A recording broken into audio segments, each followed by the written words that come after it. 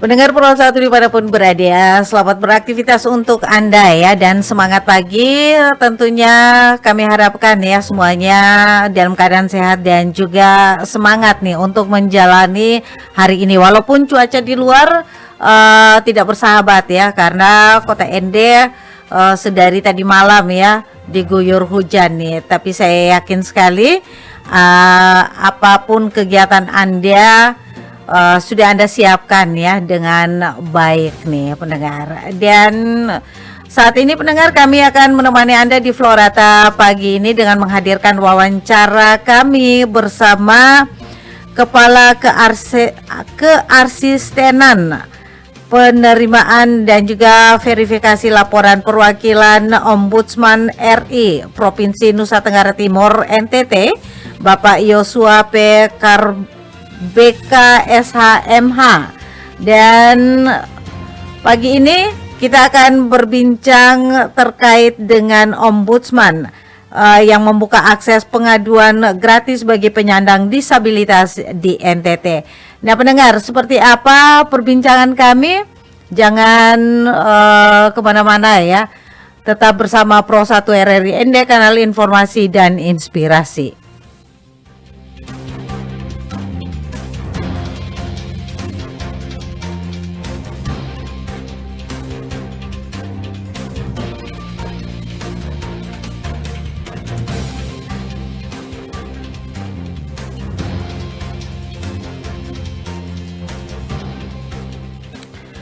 Pendengar Pro 1 dimanapun berada, saat ini kami mencoba menghubungi Bapak Yosua Karbeka ya, dan kita akan berbicara terkait dengan Ombudsman buka akses pengaduan gratis bagi penyandang disabilitas.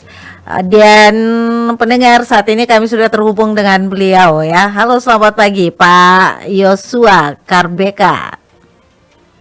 Selamat pagi Ibu Johanna. Baik. Selamat pagi para pendengar Radio RRI Ende dimanapun saudara-saudari berada. Oke, salam sehat dan semangat ya Bapak ya. Hari ini di hari Selasa nih, hari yang ke-12 di bulan Mei nih Bapak. Apa kabarnya?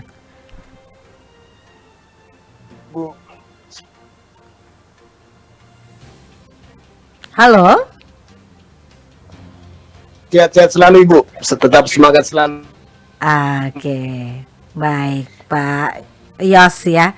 Nah, Pak Yos ini adalah merupakan Kepala Keasistenan Penerimaan dan juga Verifikasi Laporan Perwakilan Ombudsman Provinsi Ombudsman RI ya, Provinsi Nusa Tenggara Timur. Nah, di kesempatan pagi hari ini kita akan berbicara tentang Ombudsman yang membuka akses pengaduan gratis bagi penyandang disabilitas di NTT.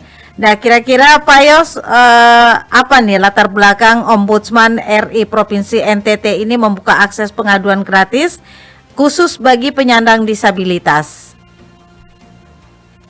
Baik, terima kasih Ibu Johanna. Selamat pagi dan juga rekan-rekan, sahabat-sahabat, pemirsa, pendengar Radio RRI manapun Anda berada. Tentu dapat kami sampaikan bahwa sebenarnya pengelolaan pengaduan atau pelayanan Ombudsman itu gratis untuk seluruh kalangan masyarakat berdasarkan Undang-Undang Nomor 37 Tahun 2008 tentang Ombudsman Republik Indonesia. Okay. Namun baru-baru beberapa hari belakangan ini tentu Ombudsman beberapa kali diakses oleh teman-teman dari kaum disabilitas, terutama dalam Himpunan Wanita Disabilitas Indonesia Provinsi NTT, beraudiensi dengan Ombudsman untuk memaksimalkan lagi agar peran teman-teman disabilitas juga menjadi salah satu bagian dari Ombudsman untuk bisa menyampaikan baik itu dalam konteksnya konsultasi atau pengaduan masyarakat berkaitan dengan pelayanan publik yang ramah bagi penyandang disabilitas.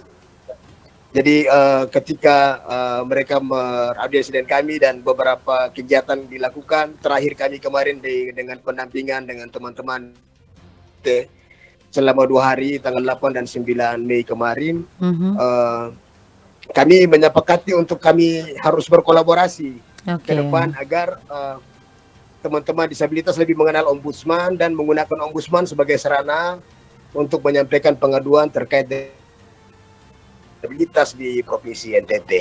Kira-kira gambarnya seperti itu. Tapi kalau bilang kalau gratis, memang keberadaan Ombudsman di Indonesia, pelayanan untuk pengelolaan pengaduan dan pelayanan apapun di Ombudsman itu sifatnya gratis.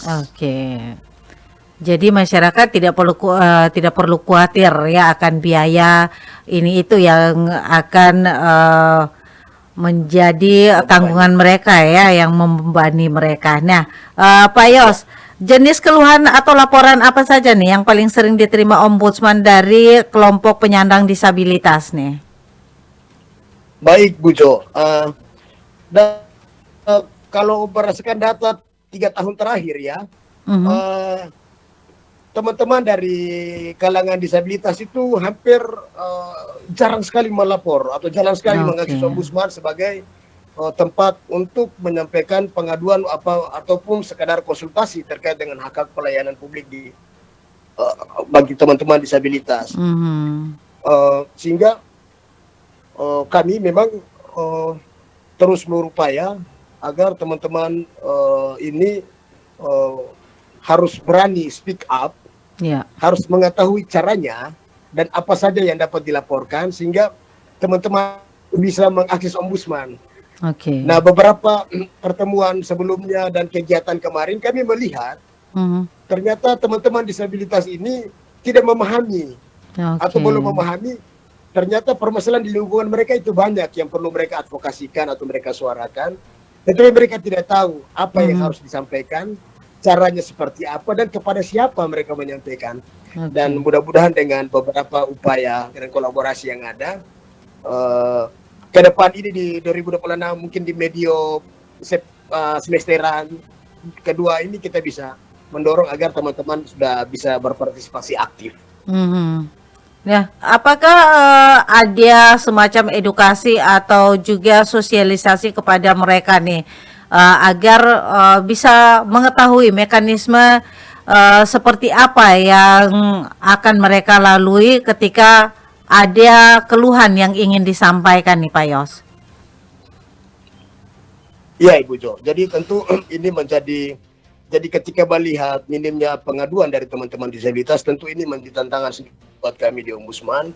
Karena Ombudsman itu tidak hadir hanya untuk masyarakat yang bisa mengakses Ombudsman, tetapi bagi teman-teman disabilitas juga harus mendapatkan tempat agar suara-suara mereka itu juga didengarkan dan juga permasalahan mereka itu juga perlu disikapi. Jadi memang ini penting sekali sehingga kami melakukan upaya-upaya untuk melakukan pendampingan. Bahkan nantinya kami berkolaborasi itu sampai pada pendampingan tata cara mereka membuat laporan seperti apa, membahasakannya bagaimana, harus dilakukannya dengan caranya dengan tahapan-tahapan sesuai dengan mekanisme pengaduan pelayanan publik yang benar itu seperti apa, itu kami lakukan. Jadi sejauh ini kami melatih teman-teman disabilitas untuk mereka menggunakan kanal pengaduan instansi pemerintah melalui span lapor atau sistem informasi pengelolaan penanganan pelayanan publik nasional online, agar teman-teman itu cukup dari rumah saja dengan menggunakan handphone yang di tangan, mereka bisa mengakses pengaduan pelayanan publik instansi pemerintah. Jadi kami mendorong teman-teman itu produk untuk menggunakan, karena secara sistem pengelolaan pengaduan instansi pemerintah, span lapor itu sudah terkoneksi dengan Ombudsman. Jadi ketika teman-teman disabilitas misalnya mereka mengadukan rumah sakit di jalur atau disabilitas atau jalur khusus atau tidak memiliki ini rambatan ketika mengakses pintu pertama di pusat pelayanan misalnya, mereka bisa menyampaikan aspirasi melalui span lapor atau bisa menyampaikan pengaduan.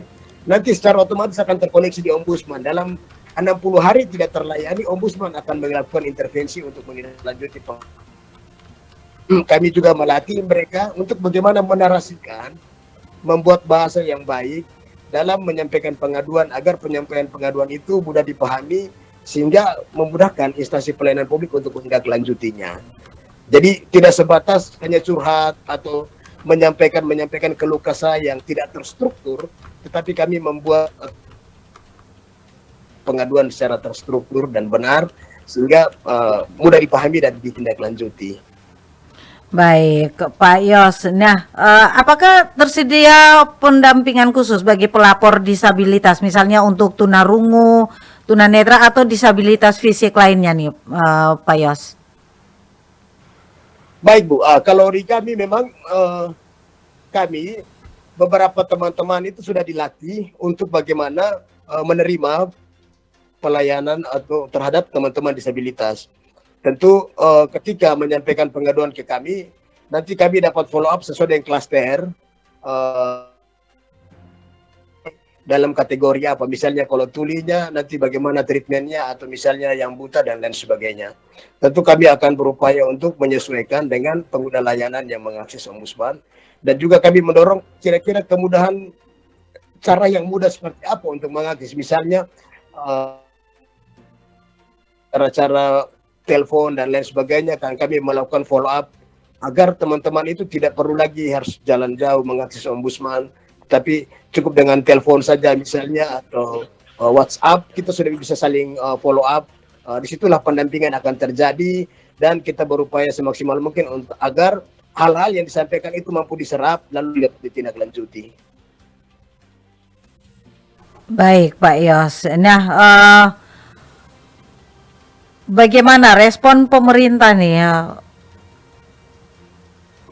Ya, Dan juga instansi pelayanan publik terhadap rekomendasi Ombudsman terkait pelayanan ramah disabilitas nih, Pak Yos? baik Ibu, saya pikir inilah pertanyaan sangat menarik sekali karena dapat kami sampaikan Ibu bahwa berdasarkan undang-undang tentang pelayanan publik atau undang-undang bahwa asas pelayanan publik itu salah satunya dasarnya adalah itu fasilitas dan perlakuan khusus bagi kelompok rentan. Jadi dalam setiap sistem pelayanan publik di Indonesia itu harus memperhatikan fasilitas dan juga perlakuan atau tata cara pelayanannya bagi kelompok rentan. Sejauh ini pemahaman dari instansi-instansi pelayanan publik bahwa cukup dengan menyediakan kursi roda saja atau dengan cukup menyediakan rambatan itulah pelayanan bagi disabilitas. Jadi masih sebatas pemahaman soal fasilitas, tetapi belum sampai pada pemahaman soal perlakuan. Jadi kalau kita melihat misalnya ketika kasus viral kemarin teman di ND misalnya, itu bisa saja soal perlakuan. Jadi kepada teman-teman disabilitas ini misalnya tidak disediakan satu pelayanan khusus atau seorang help desk misalnya, yang mana ketika masyarakat disabilitas ini mengakses layanan publik, mereka itu diprioritaskan, diperlakukan secara khusus, sehingga mereka itu tidak bisa diperlakukan sama dengan pengguna layanan umum lainnya. Nah, dalam rentang waktu soal tadi pertanyaan bahwa dalam rentang waktu 2015 sampai 2025 kita sudah hampir 10 tahun. Kami Ombudsman itu melakukan penilaian terkait dengan sejauh mana pemenuhan soal sarana dan perlakuan bagi disabilitas pemerintah. Tentunya di beberapa instansi-instansi, tidak semua, kami menggunakan sampel, ada di rumah sakit, puskesmas, dinas kependudukan, dinas pendidikan, dinas sosial, dinas-dinas yang fokusnya tuh lebih cenderung banyak melayani masyarakat sebagai sampel OPD untuk menunjukkan sejauh mana pemerintah daerah dalam pemenuhan baik itu soal sarana maupun perlakuan. Nah, data menunjukkan bahwa dalam 10 tahun terakhir ini kita belum bergerak ke arah penyediaan itu. Masih sebatas soal sarana dan itu pun tidak maksimal. Jadi contoh kita ke rumah sakit, bahkan rumah sakit umum itu masih temukan tidak ada toilet bagi pengguna atau di poli umum atau poli tertentu misalnya tidak ada ruang menyusui bagi ibu menyusui. Bahkan untuk akses masuk pertama saja itu tidak ada rambatan dan lain sebagainya. Penunjuk arah bagi blok guiding bagi teman-teman buta misalnya. Jadi kita masih melihat secara kasat mata memang masih belum ada. Secara data pun demikian. Secara data itu pemenuhan kita tidak sampai dengan 50% untuk hal itu. Sehingga dapat kami katakan bahwa soal pemenuhan baik sarana maupun pelayanan publik untuk penyandang disabilitas itu kita masih minim. Jadi ini soal apa ya, masih bisa saja soal, bukan saja soal anggaran, tapi soal mindset juga. Jadi soal mindset pelayanan publik, bahwa penyandang disabilitas itu berdasarkan asas pelayanan publik itu dia harus diprioritaskan juga. Dia harus disediakan fasilitasnya, disediakan perlakuannya. Jadi kalau kita melihat itu, kita masih menemukan banyak hal. Teman-teman disabilitas masih antri barengan bersama dengan teman-teman pasien umum lainnya, misalnya di puskesmas dan lain sebagainya. Itu kita masih temukan. Jadi ini suatu soal yang menjadi tantangan kita. Kita berharap pemerintah daerah, terutama di sekretaris daerah, kabupaten kota, itu kan penanggung jawab pelayanan publik tuh, Bu. Nah, mereka harus benar-benar mendorong atau membuat surat edaran atau semisalnya sampaikan ke perangkat-perangkat daerah yang banyak memberikan pelayanan publik, termasuk juga mungkin instansi vertikal seperti bandara dan lain sebagainya, agar mereka patuh, minimal menyediakan helpdesk. Kalau ada orang bisa datang di bandara, ada petugas yang sudah langsung menjemput, ada yang melakukan check-in buat mereka, dan ada yang mengedukasi mereka cara menggunakan bandara dan lain sebagainya. Ini soal bagaimana menyediakan orang yang kompeten untuk melayani dengan baik. Nah, itu ada di penanggung jawab, dia di daerah itu, kabupaten ada di Sekda. Sekda harus memahami ini dan melanjutkan diskusinya. Begitu, Bu. Oke, baik Bapak. Nah, harapan Ombudsman ke depan nih terkait terciptanya layanan publik yang inklusif dan juga bebas diskriminasi di NTT ya, khususnya untuk penyandang disabilitas ini seperti apa nih Pak Yos? Harapan kami bahwa yang harus ada di pemahaman kita semua sebagai penyelenggara negara, bahwa pelayanan publik itu hak masyarakat, hak sama untuk seluruh, baik itu masyarakat yang normal maupun masyarakat penyandang. Dan pemahaman tentang pelayanan publik itu harus utuh bagi penyelenggara pelayanan publik, sehingga mereka benar-benar tahu bahwa ada satu aspek pelayanan publik soal disabilitas ini menjadi penting juga untuk diperhatikan, agar keadilan dalam pelayanan publik itu benar-benar terwujud, sehingga seluruh masyarakat dalam berbagai lapisan maupun berbagai realisasinya atau berbagai kondisinya itu bisa benar-benar menikmati akses pelayanan publik. Jangan sampai kita mendesain sistem pelayanan yang mana membuat orang tidak mengakses kita. Salah satunya ketika data menunjukkan kemarin teman-teman HWDI Indonesia melakukan survei di puskesmas, yang mengakses layanan kesehatan ibu hamil dari kalangan disabilitas itu cuma 9%. Jadi itu merupakan satu kondisi di mana bahwa kita perlu membangun sebuah kesadaran bersama, bukan hanya soal teman-teman disabilitas yang bergerak sendiri, tentu penyelenggara pelayanan publik, pemerintah maupun ombudsman atau pihak terkait dan stakeholder lainnya untuk bagaimana pelayanan publik bagi penyandang disabilitas. Sehingga jangan sampai terjadi hal-hal viral yang menunjukkan bahwa seolah-olah kita di NTT ini tidak paham tentang pelayanan publik untuk disabilitas. Jadi kasus ND kemarin itu merupakan tamparan bagi kita, bahwa kita harus menunjukkan eksistensi kita dalam pelayanan publik, bahwa NTT itu juga ramah disabilitas. Dengan baik dan benar, dan kita paham pelayanan publik, soal bagaimana kita menyediakan fasilitas dan juga perlakuan. Sederhana saja, misalnya paling tidak pemahaman harus ada helpdesk lah, satu orang misalnya di setiap instansi pelayanan publik yang paham tentang pelayanan disabilitas, agar dia mampu mengarahkan, mendorong atau melakukan pelayanan. Demikian harapan kami, Bu. Baik, terima kasih Pak Yos untuk waktunya pagi hari ini ya, atas pencerahannya ya. Mudah-mudahan saja apa yang disampaikan oleh Pak Yos hari ini bisa dipahami oleh kita semua ya, dan juga mudah-mudahan apa yang menjadi impian harapan kita bahwa setiap instansi itu bisa membuka layanan untuk para disabilitas ya. Dan pendengar Pulau 1 dimanapun berada, demikian wawancara bersama Pak Yosua Karbeka ya, terkait dibukanya akses pengaduan gratis bagi penyandang disabilitas di Nusa Tenggara Timur. Ombudsman RI perwakilan NTT menegaskan komitmennya untuk menghadirkan pelayanan publik yang inklusif, setara dan juga mudah dijangkau oleh seluruh lapisan masyarakat tanpa terkecuali. Bagi masyarakat penyandang disabilitas yang mengalami kendala dalam pelayanan publik, Ombudsman juga sudah membuka ruang pengaduan yang dapat diakses secara gratis dan tanpa diskriminasi. Saya Jona dan juga rekan Mbak Isar yang mengucapkan terima kasih untuk kebersamaannya pagi hari ini. Kita akan jumpa lagi di lain kesempatan dan sesaat lagi di pukul 7:35 waktu Indonesia Tengah kami juga akan menghadirkan ya wawancara kita pagi hari ini bersama Kepala Lapas kelas 2 BND Bapak Romi Waskita Pambudi terkait dengan langkah preventif Lapas kelas 2 BND dalam menjaga keamanan dan ketertiban.